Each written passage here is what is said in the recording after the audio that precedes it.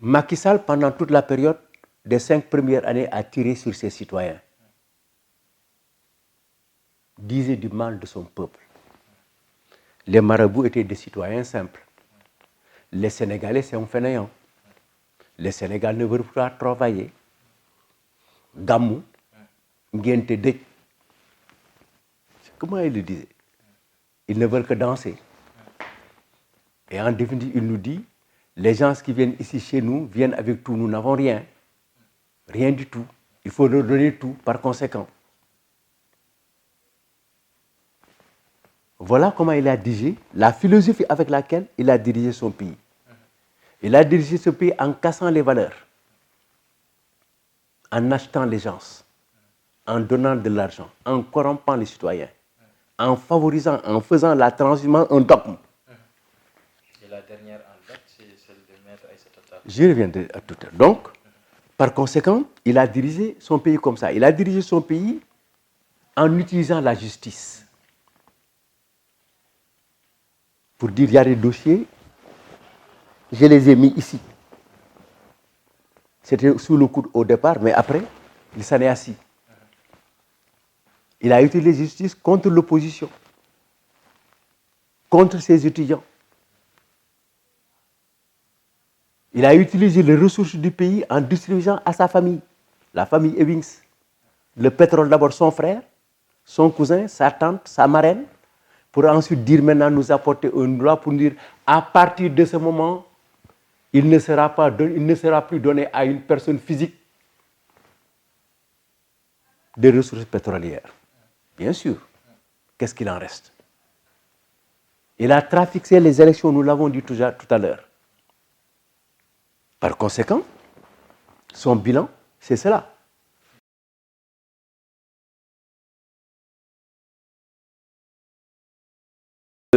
La chanson, le single de ces jeunes théâtres Kergui qui ont analysé la situation pour tirer la conclusion suivante, que les transhumants sont des singes. Vous savez, les singes dans le champ, ils viennent simplement pour gaspiller, pour détériorer. Ils ne sont pas utiles dans un champ. Ils foutent tout en l'air. On ne veut pas ressembler à un singe. Dieu a fait que c'est un espiègle. Dieu a fait qu'il est vilain. Dieu a fait qu'il pousse très vite. Il ne reste pas resté sur place. Alors, ils ont une idée que j'épouse, parce que j'en ai déjà parlé. Il arrivera un jour dans notre pays, si nous voulons le changer, il faut ouvrir un concours d'art plastique dans toutes les villes pendant une année pour que les hommes politiques soient sérieux dans les positions qu'ils prennent. Concours d'art plastique ou dans toutes les communes de ville, nous allons demander aux plasticiens, aux peintres, aux artistes de peindre de grands espaces publics où il faut critiquer la transhumance. Chacun choisira son homme, son transhumant, et l'État doit décaisser beaucoup d'argent pour payer les premiers prix et les deuxièmes prix, pour lutter contre la transhumance. La transhumance est devenue un fléau pour lequel les Sénégalais n'aiment pas les transhumants. Quand vous êtes assis avec un transhumant, Dieu sait que hier, j'étais avec un transhumant, derrière moi. Quand vous êtes dans des organisations sociales, dans des baptêmes, dans des mariages, évitez d'être à côté d'un transhumant, parce qu'on le désigne. Et les gens peuvent penser que c'est vous. Alors cela veut dire que c'est les Sénégalais eux-mêmes qui attendent maintenant de nos leaders de respecter leurs paroles, de respecter les positions qu'ils prennent. Que ces positions soient des positions prises avec intelligence, avec respect, avec esprit d'ouverture, déclamées et sauvegardées. Et aujourd'hui, je vous avoue que c'est un peu très dur d'ailleurs d'affronter la presse sur cette question. Parce que vous avez peur de vos déclarations. Quand vous parlez avec la presse, vous faites beaucoup attention. Pour qu'un petit mot a plus forte maintenant quand c'est des positions de principe. Et par conséquent, Abdoulaye Baldé comme Aïssata Tall Sall, c'est deux positions différentes. Abdoulaye Baldé fait partie des personnes qui ont été listées parmi celles qui devaient passer à la CREI. Si vous regardez la liste de ces personnes, 29 ou 50 ou 30, je ne sais plus, vous commencez à mettre des croix, vous verrez que la plupart d'entre elles, ces personnes-là, ont immigré vers Macky Sall à cause de ce dossier de la CREI. De mon point de vue. De mon point de vue.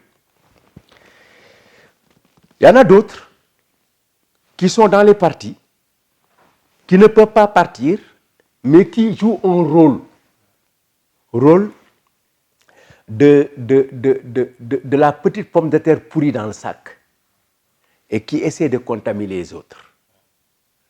Ça, c'est comme ça que je vois le problème Baldé. Mais moi, j'avais déjà dit il y a 2 ans que si Baldé ne rejoint pas Macky, il ira en prison.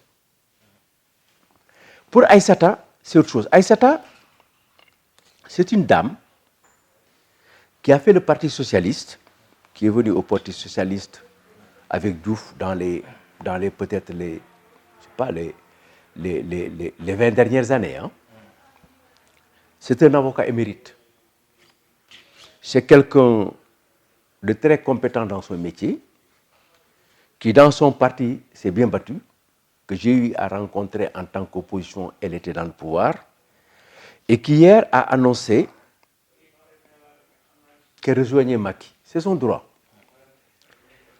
Mais je pense qu'elle a fait un mauvais choix. Je pense qu'elle a pris une mauvaise direction. Je pense que aller rejoindre Macky pour elle, à cette période-là, dans cette situation-là, après avoir suscité des Sénégalais à croire encore à elle, quand je revois tout ce qui s'est dit ces 2 dernières années, dans les meetings, dans les émissions, dans les journaux, ici à l'étranger, je pense que c'est un mauvais choix.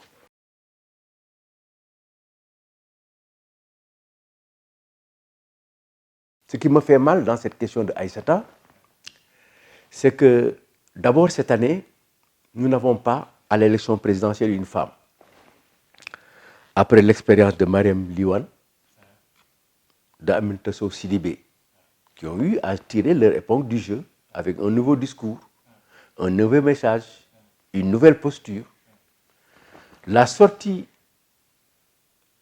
quand les femmes n'ont pas réussi le parrainage, n'ont pas pu passer le cap de parrainage, il y a beaucoup de Sénégalais qui ont pensé qu'il faudrait, pour l'avenir, modifier la loi pour permettre par discrimination la présence féminine pour l'élection présidentielle. Mais depuis, hier, la cote des femmes en politique a baissé par cet acte. Et je pense que l'acte pris par Aïssata peut peser négativement sur la place des femmes dans notre système politique. Et notre système politique a besoin de ces femmes-là, a besoin des personnes comme cela. C'est-à-dire que libres, intellectuelles, enracinées dans leur culture, musulmanes ou catholiques confirmées, mais respectant toutes les valeurs sociales de notre communauté. Et sur cela, moi, je suis de ceux qui pensent que ces femmes doivent être aidées, poussées, accompagnées, quels que soient les partis que sont. Mais je dis, la décision d'Aïssata est un cheveu dans la soupe.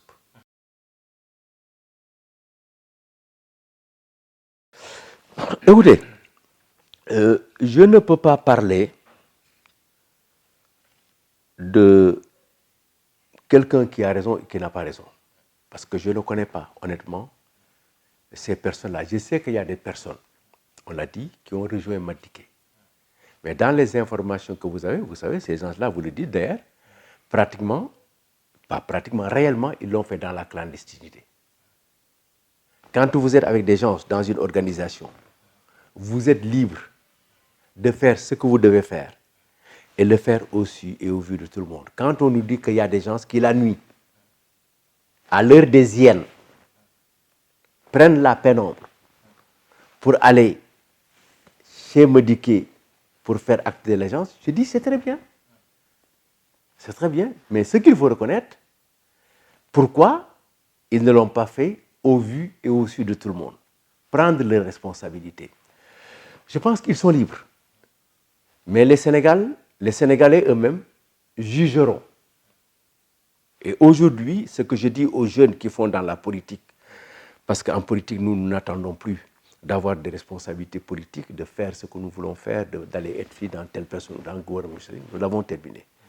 Aujourd'hui, nous revivons nos fautes, nous revivons nos erreurs et nous revivrons les bonnes choses que nous avons faites. Et à cela doit servir aux autres. Nos échecs, nos victoires, nos erreurs et nos fautes doivent servir aux hommes politiques de l'avenir. Et je sais qu'au Sénégal, ceux qui veulent faire de la politique, la première chose qu'ils doivent apprendre, c'est d'être des hommes de valeur, des hommes de conviction, des hommes de vérité, des hommes de courage. Ce serait, on ne cherchera plus à savoir s'il est économiste, s'il est avocat, mais est-ce qu'il est digne de foi? Parce que, il faut le reconnaître, ce que nous voyons aujourd'hui au Sénégal et qui s'est accentué depuis Macky Sall, c'est vraiment la République des sans valeurs.